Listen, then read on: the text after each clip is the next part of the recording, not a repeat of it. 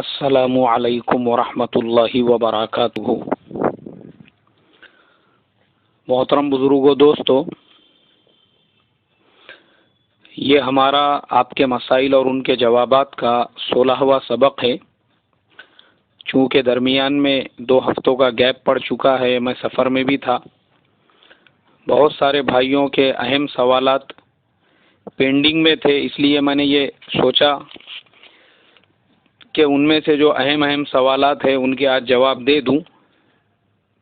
اور ہمارا جو سفر نامے کا سلسلہ چل رہا ہے اس کو آج توقف دے کر کل سے کنٹینیو کر لوں۔ تو یہ جو ہمارے پاس میں سوالات آئے ہوئے ہیں، ان میں سب سے پہلا جو سوال ہے وہ مالاوی افریقہ سے ڈاکٹر جاوید ملا صاحب نے پوچھا ہے۔ انہوں نے کہا کہ مولانا، انشورنس کے بارے میں اسلام ہماری کیا رہبری اور رہنمائی کرتا ہے، اس لیے کہ میں خود ایک ڈاکٹر ہوں اور مجھے روزانہ انشورنس اور ان تمام چیزوں سے سابقہ پڑتا ہے، اس لیے آپ تھوڑا سا رہبری فرما کر مشکور فرمائیں۔ ہمارے ڈاکٹر جاوید ملا صاحب، آپ افریقہ میں مالاوی میں رہتے ہیں، میں ہندوستان میں رہتا ہوں۔ اب دیکھو، اسلامی شریعت کے کچھ مسائل ایسے ہیں جو دارالاسلام کے لیے الگ ہے، دارالحرب کے لیے الگ ہے، اور دارالامان کے لیے الگ ہے۔ اب چونکہ آپ جس ملک میں رہتے ہیں مالاوی میں، وہاں پہ کس قسم کا نظام چلتا ہے مجھے پتہ نہیں ہے۔ ہندوستان میں جہاں پر میں رہتا ہوں، اس ملک کے بارے میں بھی علماء کے 2 طبقے ہیں، ایک تو اسے دارالحرب کہتا ہے، دوسرا اسے دارالامان کہتا ہے۔ ان دونوں کنڈیشنز میں انشورنس کا مسئلہ وہ بدل جائے گا۔ رہا دارالاسلام کا معاملہ، تو چونکہ یہ بات میں اچھی طرح سے جانتا ہوں کہ تقریباً عرب ملکوں کے اندر ہیلتھ انشورنس کی وہاں کے علماء نے اجازت دی ہوئی ہے حالات کے مد نظر، اور بعض ممالک تو ایسے ہیں اگر آپ کو وہاں کا سفر کرنا ہے تو بغیر آپ میڈی کلیم کے، میڈی ہیلتھ انشورنس کے، اس ملک میں پیر بھی نہیں رکھ سکتے۔ آپ اپنے ملک سے جب وہاں کا سفر کر رہے ہیں تو آپ کو ویزا اپلیکیشن کے ساتھ میں انشورنس کے تمام ڈاکیومنٹ بھی سبمٹ کرنا پڑتے ہیں، اس کے بعد میں ہی آگے کی پروسیسنگ کمپلیٹ ہوتی ہے۔ تو عرب ملکوں میں بعض ممالک کے اندر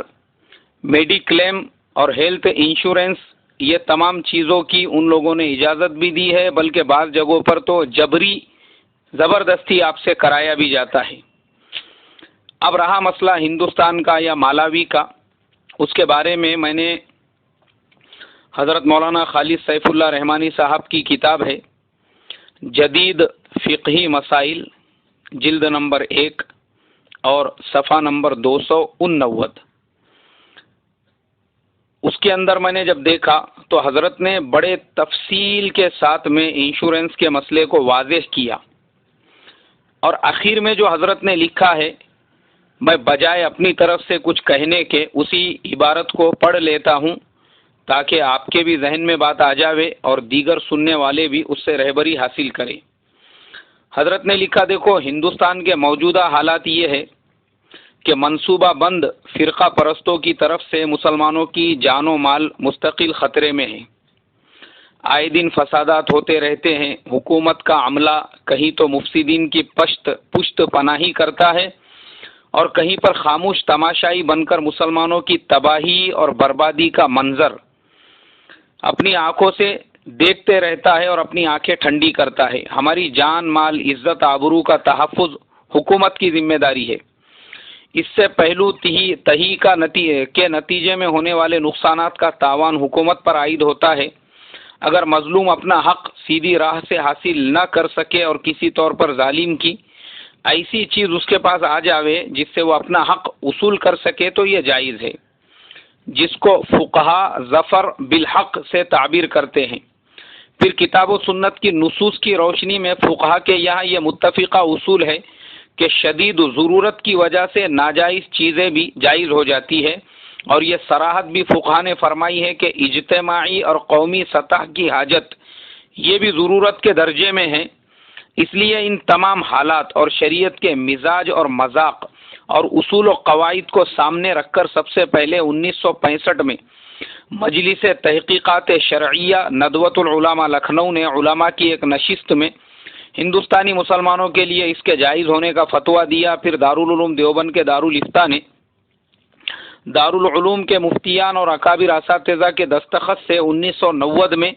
ادارۃ المباحث الفقہ جمعیت علماء ہند کے استفتاء پر اس کے جواز کا فتویٰ صادر کیا، جسے جمعیت علماء ہند نے اپنے مطبوعہ پمفلیٹ کے ذریعے سے پورے ملک میں پہنچانے کی سعی کی۔ نیز 30 اکتوبر تا 2 نومبر 1992 کو اسلامک فقہ اکیڈمی انڈیا کے سیمینار منعقدہ اعظم گڑھ یو پی نے ملک کے 25 ممتاز علماء کے دستخط اور اتفاق سے ان خصوصی حالات میں انشورنس کے جواز کا فیصلہ کیا۔ ان دستخط کنندگان میں دارالعلوم دیوبند کے اساتذہ و مفتیان، دارالعلوم ندوۃ العلماء لکھنؤ اور امارت شرعیہ بہار و اڑیسہ کے ذمہ داران و مفتیان کے علاوہ شمالی اور جنوبی ہند کے متعدد ارباب فتاوی ہے۔ لہذا بحالت موجودہ ہندوستانی مسلمانوں کے لیے جان مال کے انشورنس کی گنجائش ہے، البتہ ان امور کو ملحوظ رکھنا ضروری ہے۔ اب جو امور انہوں نے لکھے ہیں جن کو ملحوظ رکھنا ضروری ہے، ان میں پہلی چیز تو یہ لکھی کہ جو حضرات عملاً جان و مال کے خطرات سے دوچار نہ ہوں ان کے لیے بہتر یہی ہے کہ وہ احتیاط کریں۔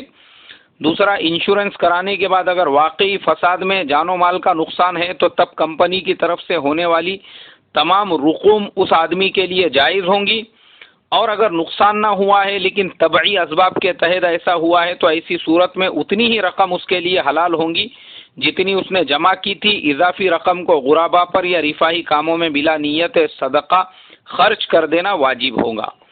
تو ہمارے ڈاکٹر جاوید ملا صاحب، آپ کے سوال کا میں نے تفصیلی یہاں پہ جواب دے دیا ہوں۔ انشاءاللہ مجھے امید ہے آپ کو آپ کے سوال کا جواب مل گیا۔